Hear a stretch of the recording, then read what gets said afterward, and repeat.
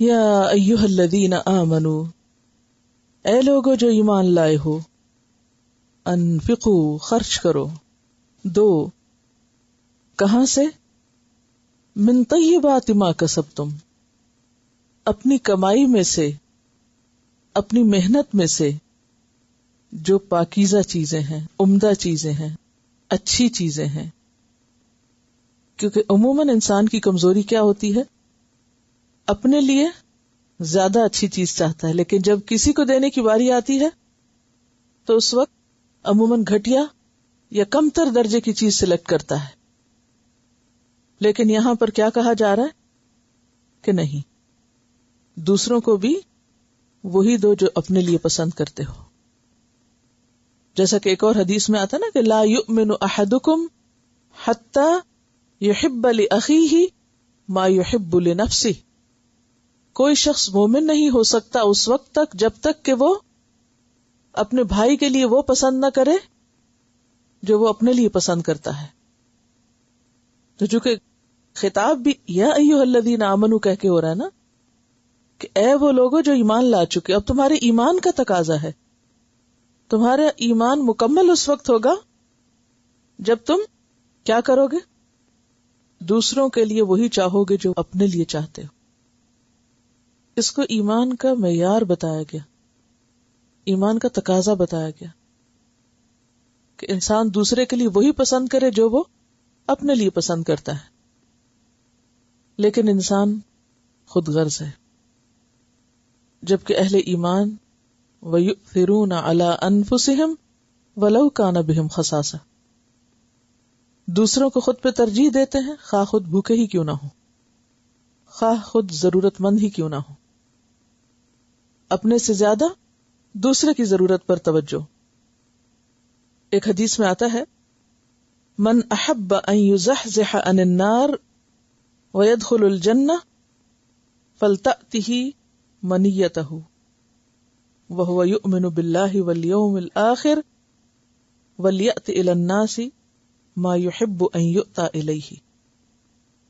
جو شخص یہ چاہتا ہے کہ آگ سے بچا لیا جائے اور جنت میں داخل ہو جائے، اسے چاہیے کہ اس کی موت اس حال میں آئے کہ وہ اللہ اور یوم آخرت پر ایمان رکھتا ہو، اور چاہیے لوگوں کو وہ دے جو وہ اپنے لیے پسند کرتا ہے کہ اسے دیا جائے. آپ اپنے لیے کیا چاہتے ہیں کہ آپ کو کیا دیا جائے؟ جب لینے کی باری ہو تو آپ اپنے لیے جو پسند کریں گے وہی دیتے وقت دوسروں کے لیے پسند کریں. سمپل سی بات ہے. یعنی ایمان ہم سے اس معیار پر نیکی کرنے کا مطالبہ کرتا ہے. اب آپ خود سوچئے، ہم سب اپنا اپنا جائزہ لیں، ہم میں سے ہر ایک اپنے کو دیکھے کہ کیا واقعی ہمارے لینے اور دینے کے معیار ایسے ہی ہیں. اور یہ گھر کے اندر بھی اور گھر کے باہر بھی، ہر جگہ. بعض اوقات انسان اپنے بہن بھائیوں میں یا اپنے رشتہ داروں میں یا اپنے بچوں کے ساتھ تو وہ کرتا ہے، لیکن جو ہی معاملہ گھر سے باہر کسی اور کے ساتھ ہوتا ہے تو وہاں معیار بدل جاتا ہے. تو یہاں پر عام حکم ہے کہ خرچ کرو، دو، اور جب دو تو اچھی چیز دو، اور جو تم کماتے ہو اس پہ صرف تمہارا حق نہیں بلکہ دوسروں کا حق بھی ہے. اور پھر وَمِمَّا أَخْرَجْنَا لَكُم مِّنَ الْأَرْضِ، اس میں سے بھی دو جو ہم نے تمہارے لیے زمین سے نکالا ہے. اب اس میں آپ دیکھیے کہ زمین سے نکلے ہوئے جو بھی اموال ہیں، مثلا مال زراعت ہے تو اس کے بارے میں قرآن پاک میں آتا ہے وَآتُوا حَقَّهُ يَوْمَ حَصَادِهِ، کھیتی کا حق دو کب؟ اس کی کٹائی کے دن. زمین کی پیداوار پر کیا ہے؟ عشر کا نام آپ نے سنا ہوگا. اور اسی طرح سونا چاندی جو زمین کی معدنیات میں سے ہیں ان پر بھی زکوٰۃ ہے. وَلَا تَيَمَّمُوا الْخَبِيثَ، اور تم خبیث چیز کا ارادہ نہ کرو، ناپاک چیز کا ارادہ نہ کرو، ناپسندیدہ چیز کا ارادہ نہ کرو، منہ اس میں سے تنفقون جو تم خرچ کرتے ہو. وَلَسْتُمْ بِآخِذِيهِ، اور تم خود اس کو لینے والے نہیں ہو، إِلَّا أَن تُغْمِضُوا فِيهِ، مگر یہ کہ تم آنکھیں بند کر لو. پھر وہی بات کہ جو تم اپنے لیے پسند نہ کرو وہ تم دوسروں کو بھی نہ دو. وَاعْلَمُوا أَنَّ اللَّهَ غَنِيٌّ حَمِيدٌ، اور جان لو کہ اللہ تعالی بے نیاز ہے، تعریف والا ہے. اس آیت کے بارے میں ایک روایت بھی آتی ہے. براء بن عازب کہتے ہیں کہ یہ آیت ہم گروہ انصار کے حق میں نازل ہوئی، یعنی انصاریوں کے بارے میں آئی. ہم کھجوروں والے تھے، یعنی زمیندار لوگ تھے. ہم میں سے ہر کوئی اپنی قلت و کثرت کے موافق کھجوریں لے کر آتا، یعنی صدقے کے لیے، دینے کے لیے. کوئی ایک خوشہ، کوئی دو خوشے، اور انہیں لا کر مسجد میں لٹکا دیتا. مسجد میں کیوں لٹکا دیتے؟ یعنی اپنے باغ سے کھجور کے خوشے توڑ کے لاتے اور مسجد میں کسی جگہ لٹکا دیتے. کس لیے؟ تاکہ لوگ کھائیں. کون لوگ کھائیں؟ اہل صفہ. اہل صفہ کون تھے؟ تقریباً 400 لوگ ایسے تھے جو مدینہ کے اطراف سے اپنا گھر بار چھوڑ کر نبی صلی اللہ علیہ وسلم کی خدمت میں آپ کے پاس دین کا علم سیکھنے کے لیے دن رات رہتے تھے. اب یہ وہ لوگ تھے کہ جن کو اپنی کمائی کے لیے نہ وقت تھا اور نہ ہی ان کے پاس کوئی ایسا موقع تھا، یعنی کمائی کرنے کا کوئی چانس نہیں تھا. اب ہوا یہ کہ ظاہر ہے کہ یہ ایسا دینا تھا کہ جس میں کسی بھی صلے اجر تعریف کی کوئی توقع نہیں تھی. تو عموماً پھر لوگ کیا کرتے، جو بچی کچھ چیز ہوتی وہ جا کے رکھتے تھے. اہل صفہ کا حال یہ تھا، یہ براء بن عازب کہتے ہیں، اہل صفہ کا حال یہ تھا کہ ان کے پاس کھانے کو کچھ نہ ہوتا. ان میں سے جب کوئی آتا تو عصا سے خوشے کو ضرب لگاتا. کیسے؟ مسجد میں آتے تو اپنے عصا سے اوپر لٹک رہا ہوتا تھا نا، جیسے کھجور، مثلا کھجور کے درخت پہ لٹکتا، تو وہ اس کو اس طرح عصا سے ضرب لگاتا اور جو کھجوریں اس پہ سے گرتی تو وہ کھا لیتا. اہل صفہ کا کھانا یہی تھا. وہاں کوئی دیگیں نہیں پکتی تھیں اور کوئی بڑے بڑے بہترین کھانے ان کے لیے نہیں ہوتے تھے. اب ان کی قربانی کا حال دیکھیں کہ اپنے گھر بار چھوڑے، اپنے کام کاروبار چھوڑے، صرف کس لیے؟ دین کی خاطر. اور ظاہر ہے کہ وہ مہاجرین تھے، کچھ مکہ سے آنے والے بھی تھے اور کچھ دوسرے علاقوں سے آنے والے بھی تھے. اور اہل مدینہ کیا تھے؟ انصار تھے. ان کے باغ تھے کھجوروں کے، تو یہ اپنی کھجوروں کے خوشے کاٹ کر مسجد میں لا کے لٹکا دیتے اور اہل صفہ اس میں سے توڑ کے کھا لیتے. اور وہ کھجوریں کیسی ہوتی؟ ان میں سے کچھ تر اور کچھ خشک کھجوریں گر پڑتی جنہیں وہ کھا لیتے. اور جنہیں نیکی کی رغبت نہ ہوتی، انصاریوں میں سے جن کو نیکی کی رغبت نہ ہوتی، وہ ایسے خوشے لاتے جن میں ناقص اور ردی کھجوریں بھی ہوتی، اور ٹوٹے پوٹے خوشے لے کر آتے تھے. وہ لوگ ٹوٹے پوٹے خوشے لے کے آتے، کچھ کھائی ہوئی، کچھ بچی کچھ ردی جو کام کی نہیں. چلو وہ مسکین وہاں رہتے ہیں، دین پڑھنے آئے ہوئے ہیں، ان کو دنیا سے کیا غرض، تو ان کو تو جو ملے انہیں شکر کر لینا چاہیے. تو اس پر اللہ تعالیٰ نے یہ آیت نازل کی. جب یہ آیت نازل ہوئی تو براء بن عازب کہتے ہیں، ترمذی کی روایت ہے کہ اس کے بعد ہر شخص اچھی کھجوریں لاتا اور کوئی بھی خراب چیز نہیں لاتا تھا. تو اے لوگو جو ایمان لائے ہو، اچھی چیزیں جو تم کماتے ہو اور جو ہم تمہارے لیے زمین میں سے نکالتے ہیں اس میں سے خرچ کرو، وہ ہم تمہیں دیتے ہیں. اور خراب چیزوں کا ارادہ بھی نہ کرو، دینا تو دور کی بات، لا تیممو، سوچو بھی نہیں ان کے بارے میں. اور اپنے آپ کو تو وہاں رکھ کے دیکھو، اگر تم اس سچویشن میں ہوتے تو کیا تم اپنے لیے یہ لینا پسند کرتے؟ نہ لیتے، اللہ کے آنکھیں بند کر لیتے کہ مجبوری ہے، پھر کیا کیا جائے، کوئی اور چارہ جو نہیں. وَاعْلَمُوا أَنَّ اللَّهَ غَنِيٌّ حَمِيدٌ، یاد رکھو اللہ کو تمہاری صدقات کی ضرورت نہیں ہے. یہ جو کچھ تم دے رہے ہو، کر رہے ہو، یہ تمہارے اپنے ہی فائدے کا ہے. اور سوال یہ پیدا ہوتا ہے کہ انسان ایسا کیوں کرتا ہے؟ اپنے لیے کچھ پسند کرتا ہے، دوسرے کے لیے کچھ اور پسند کرتا ہے. اپنے لیے اعلیٰ دوسرے کے لیے گھٹیا، یہ بھی دراصل شیطان ہی کا ایک وار ہوتا ہے۔ فرمایا الشیطان یعدکم الفقر، شیطان تم سے فقر کا وعدہ کرتا ہے، یعنی جب تم صدقہ کرنے لگتے ہو تو وہ تمہارے دل میں آ کے کیا خیال ڈالتا ہے، دیکھو اگر تم نے دوسرے کو یہ چیز اتنی اچھی چیز دے دی تو پھر تمہارا کیا ہوگا، تم تو خود فقیر ہو جاؤ گے، غریب ہو جاؤ گے۔ وَيَأْمُرُكُمْ بِالْفَحْشَاءِ، اور تمہیں حکم دیتا ہے کہ بے حیائی کے کام کرو، غلط کام کرو۔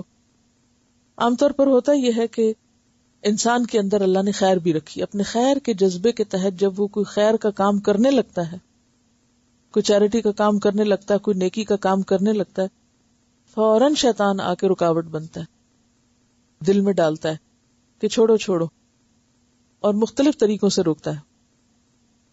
ہم سب خیالات کے ایکسپیرینس کرتے رہتے ہیں کہ ایسے مواقع پر شیطان دل میں کیا کیا باتیں ڈالتا ہے، تو اس پر کیا فرمایا کہ یہ شیطان ہے جو تمہیں نیکی کے کام سے روک رہا ہے۔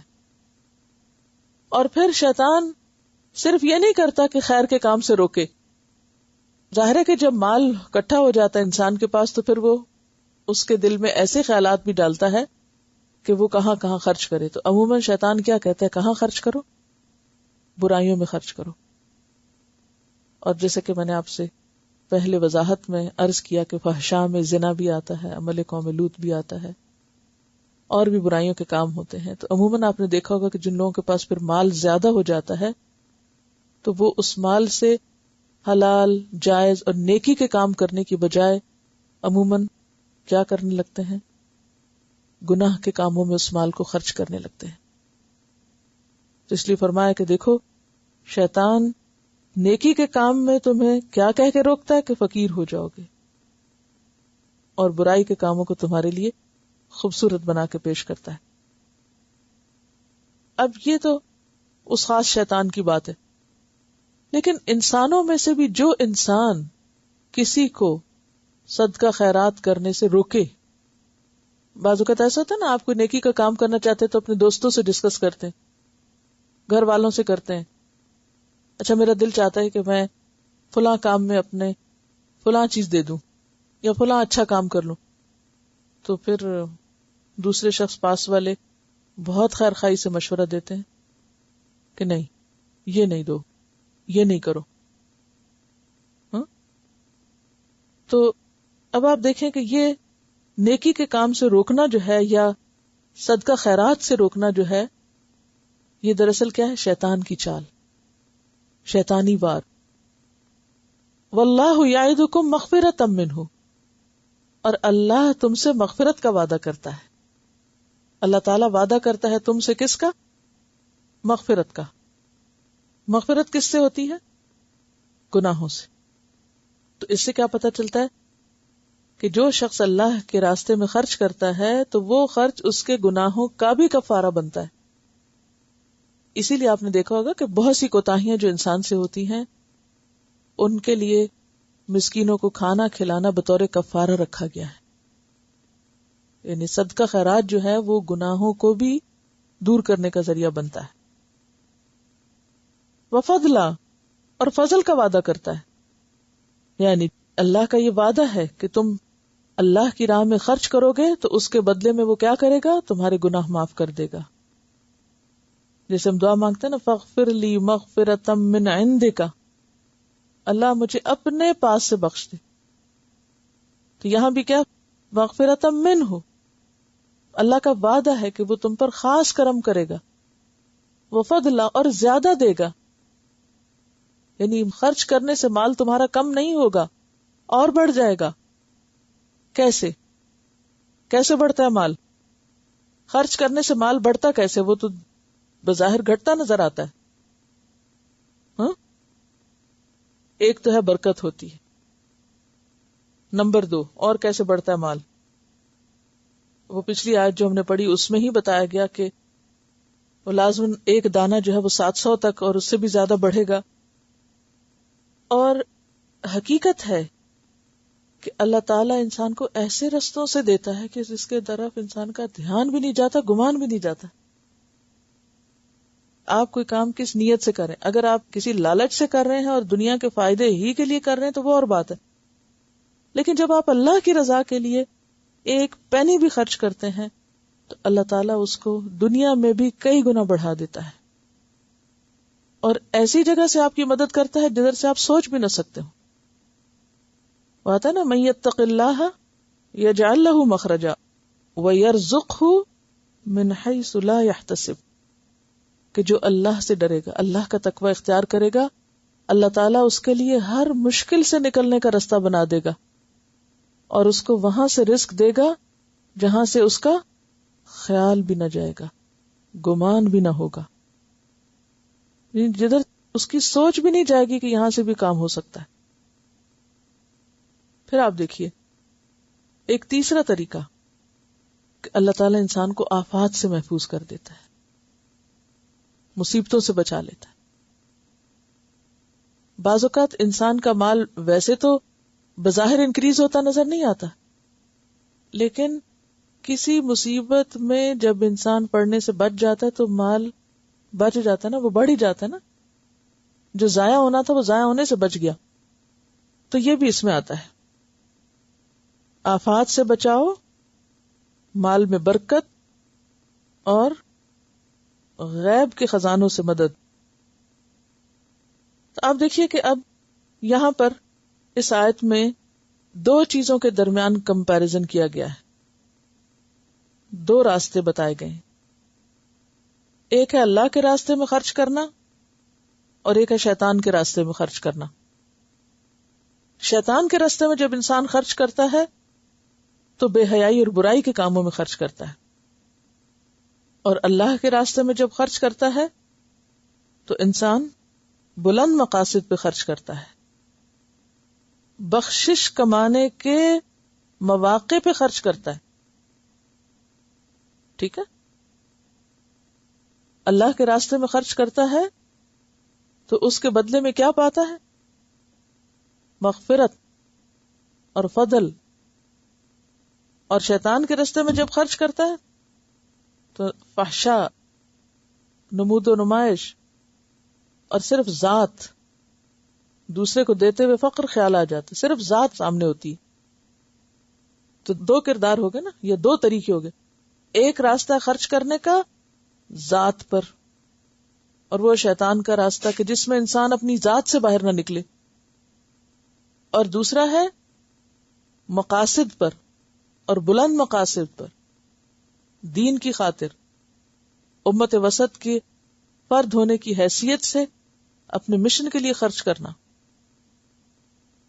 پھر فرمایا یؤتی الحکمت من یشاء، یہ توفیق سب کو نہیں ملتی اور یہ سمجھ سب کو نہیں ہوتی کہ وہ خیر اور بھلائی کے کاموں میں کہاں اور کتنا اور کیسے خرچ کرے. یہ سب کو یہ توفیق نہیں حاصل ہوتی. کیوں؟ اس لیے کہ سب کا دھیان ہی نہیں ادھر جاتا. انسان نیکی کرنے کے، خیر اور بھلائی کرنے کے نئے نئے طریقے سوچے اور دور رس بھلائیاں اور ایسے فوائد جو سامنے نظر نہیں آتے ان کے لیے خرچ کرے. یہ خاص اللہ کا فضل ہوتا ہے. اسی لیے یہاں حکمت کو، اور حکمت کا کیا معنی ہے؟ کسی کام کو ویسا ہی کرنا جیسا کرنا چاہیے، بہترین طریقے پر کرنا. تو حکمت جہاں بہترین طریقے پر کام کرنا، وہاں دین کی سمجھ بھی ہے. تو دین کی سمجھ ہو انسان کو تو ہی انسان بلند مقاصد کے لیے خرچ کر سکتا ہے، ورنہ تو وہ صرف اپنی ذات پر ہی خرچ کرتا ہے. فرمایا کہ بہت سے لوگ یہ کیوں نہیں کر سکتے، بلند مقاصد پہ خرچ کیوں نہیں کرتے، صرف اپنی ذات پر ہی کیوں کرتے ہیں یا فحشاء پر کیوں کرتے ہیں؟ کیونکہ دین کی سمجھ نہیں ہوتی. دین کا پڑھنا ایک بات ہوتی ہے اور دین کی سمجھ دوسری بات ہوتی. بہت سے لوگ دین پڑھتے ہیں مگر سمجھتے کوئی نہیں، اور بہت سے لوگوں کے پاس بہت زیادہ نالج نہیں بھی ہوتا لیکن سمجھ خوب ہوتی ہے عمل کرنے کی. وہ چھوٹی سی بات سن کر بھی بہت کچھ کر لیتے ہیں اور فوراً کر لیتے ہیں کیونکہ انہیں سمجھ آ جاتا ہے، فائدہ نظر آنے لگتا ہے. تو فرمایا یؤتی الحکمت من یشاء، وہ جسے چاہتا ہے حکمت عطا کرتا ہے، ومن یؤت الحکمت، اور جو حکمت دیا جاتا ہے، فقد اوتی خیرا کثیرا، تو اس کو بہت بڑی بھلائی مل جاتی، اسے خیر کثیر مل جاتا ہے.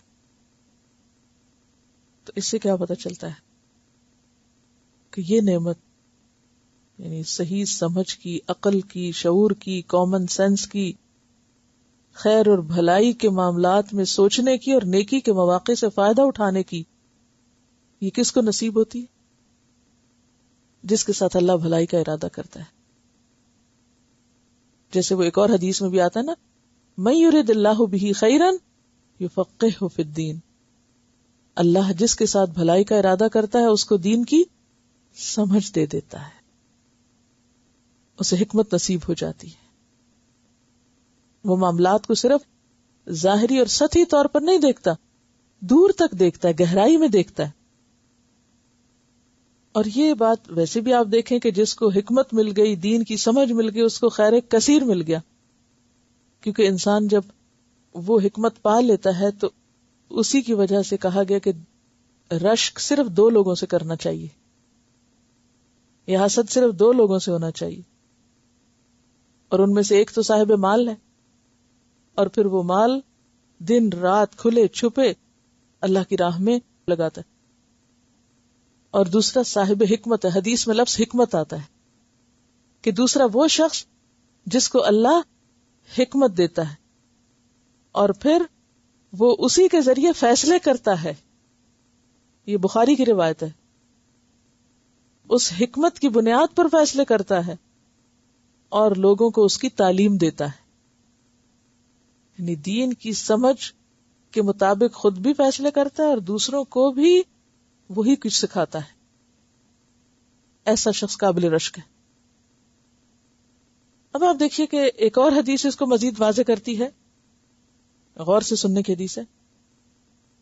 اللہ اور اس کے فرشتے، تمام زمین والے، آسمان والے، یہاں تک کہ سوراخوں کے اندر چیونٹیاں یعنی کیڑے مکوڑے، پانی کے اندر مچھلیاں، سب اس شخص پر رحمت بھیجتے ہیں، رحمت کی دعائیں کرتے ہیں جو لوگوں کو نیکی کی تعلیم دیتا ہے، جو لوگوں کو یہ خیر کثیر بانٹتا ہے. سب اس کے لیے دعائیں کرتے ہیں. یہ کوئی معمولی کام نہیں. لیکن کس کو توفیق ہوگی یہ کرنے کی؟ جس کو واقعی سمجھ ہوگی کہ یہ نفع کا سودا ہے، بھلے مجھے اس کے بدلے دنیا کا کوئی بھی فائدہ نہیں ہوتا، وہ ہر قیمت پہ اسے کرنے کو تیار ہو جائے گا کہ مجھے اتنا بڑا ریوارڈ مل رہا ہے. کبھی آپ نے اگر کوئی سمندر کے بارے میں ڈاکیومنٹری دیکھی ہو تو اگر آپ دیکھیں کہ سمندر کے مختلف حصوں میں جو مچھلیاں ہیں اور ان کی جو تعداد ہے اور ان کے جو کراؤڈز ہیں یا ان کے جو گروپس ہیں کتنے ہوتے ہیں. کبھی دیکھیں ان کے صرف انڈے ہی آپ اگر دیکھیں تو ایک وسیع ایریا پر ہوتے ہیں، ملینز اینڈ ملینز. اور پھر جس طرح ان کی مائگریشن ہوتی ہے اور جس طرح وہ اندر موو کر رہی ہوتی ہیں اور جس طرح وہ سرکل میں جا رہی ہوتی ہیں اور جس طرح وہ رنگا رنگ کی ہیں. اب آپ دیکھیں کہ وہ اپنے ایک تو سمندر 3 حصے 70% ہمارے اس پلانٹ کا سمندر ہے، 70%، اور اس کے اندر 90% کے قریب جاندار ہیں، اسپیشیز ہیں مختلف. 10% لینڈ پر ہے، 90 وہاں ہے اندر. اور اس میں جو مخلوق پائی جاتی ہے جس کا آپ اندازہ ہی نہیں کر سکتے. اور آپ کو پتہ ہے کہ اس زمین کے اوپر سب سے بڑا جانور بھی سمندر کے اندر ہے، ویل. 30 میٹر لمبی، 30 میٹر لمبی. اور اس کی زبان کتنی؟ ہاتھی جتنی. جی دل کتنا ہے؟ کار جتنا، صرف دل. زبان ہاتھی جتنی. اگر آپ وہ جبڑا اس کا کھلتا ہوا دیکھیں، میں نے ریسنٹلی دیکھی ہے، جبڑا کھلتا ہوا دیکھیں کہ جس طرح وہ ایک لمحے میں کتنی مچھلیوں کو ہڑپ کرتی ہے. صحابہ کرام نے مچھلی کھائی تھی نا 18 دن، اور پھر اونٹ اس کے اندر سے اس کے ڈھانچے کے بیچ میں سے گزار لیا. تو یہ 1400 سال پہلے کی بات ہے.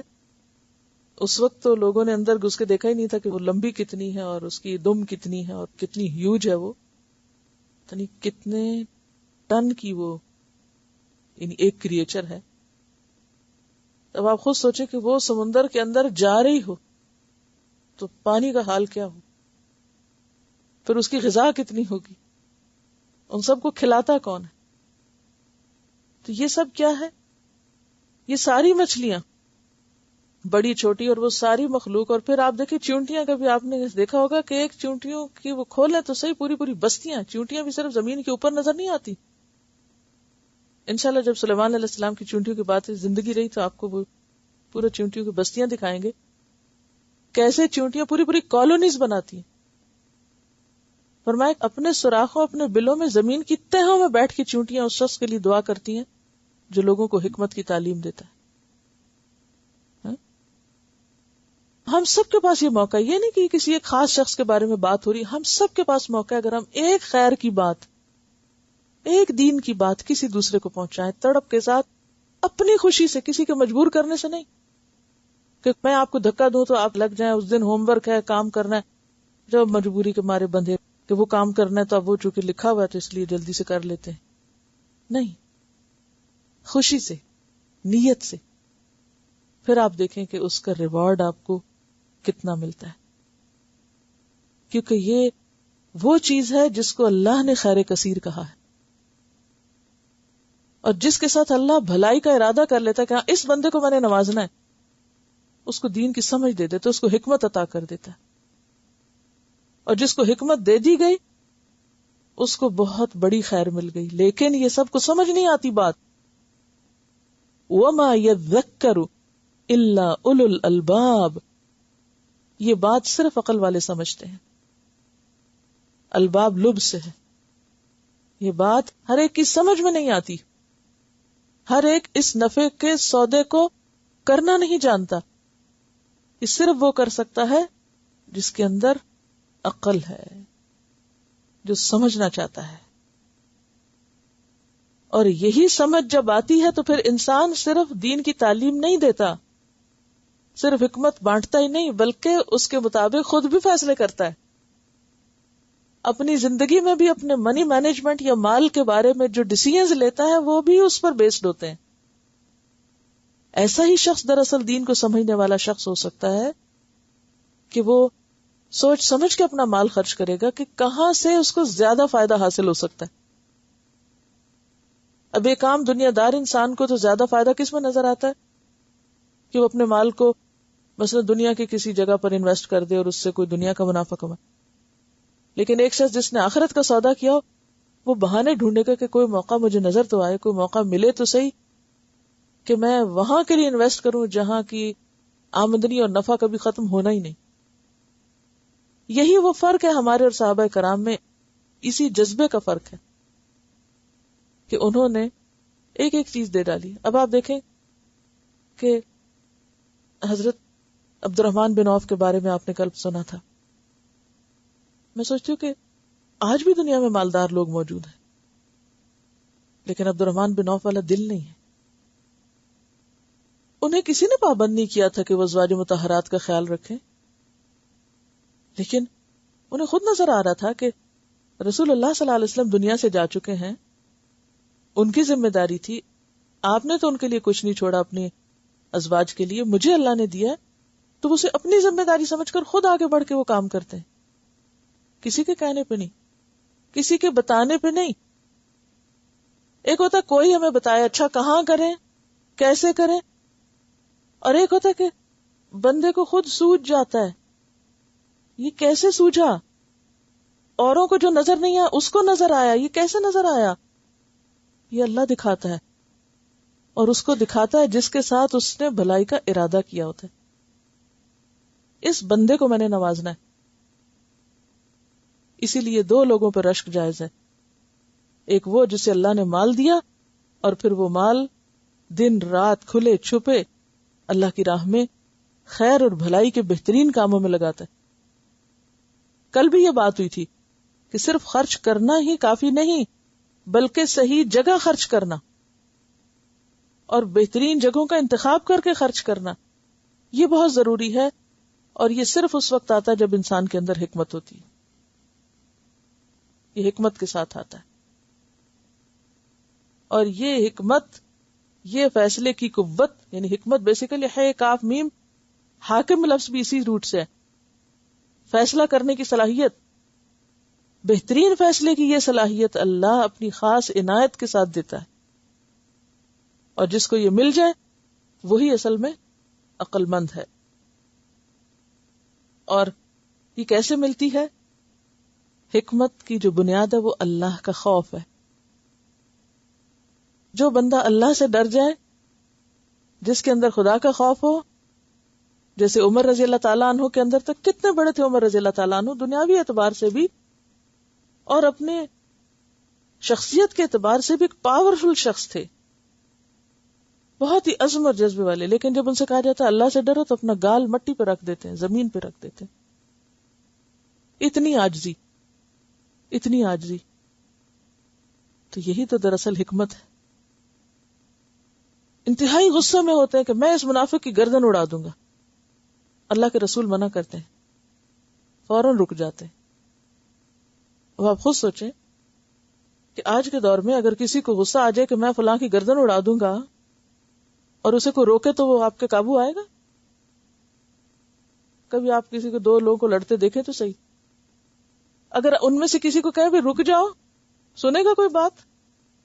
سنے گا؟ نہیں سنے گا.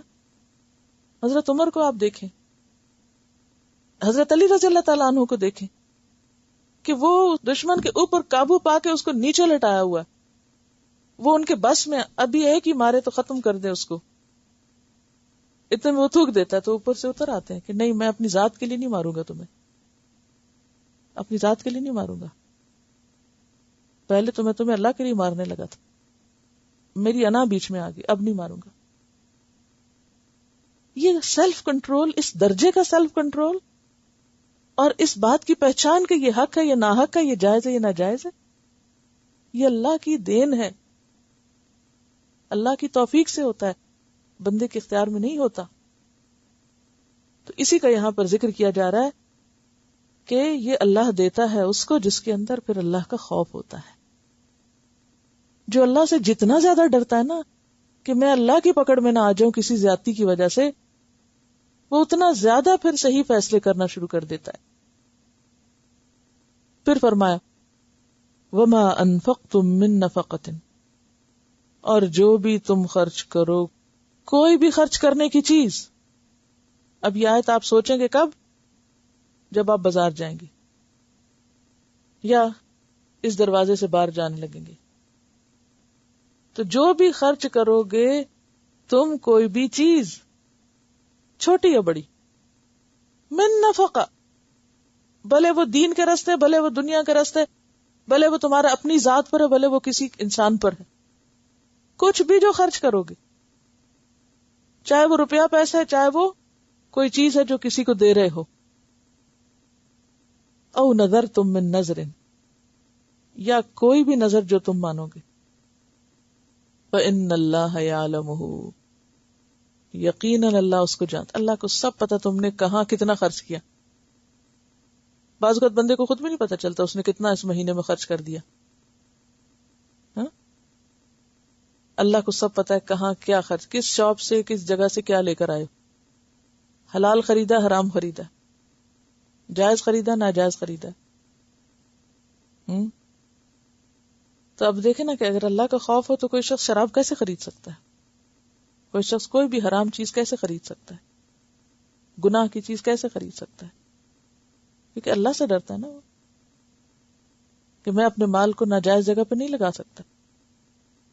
وہ اسراف کیسے کر سکتا ہے، وہ شادیوں میں فضول خرچی کیسے کر سکتا ہے، وہ بیکار کی چیزوں پہ کیسے مال ضائع کر سکتا ہے، نہیں کر سکتا. وَمَا أَنفَقْتُم مِّن نَفَقَةٍ، من نفقہ یہ بڑا اہم لفظ ہے.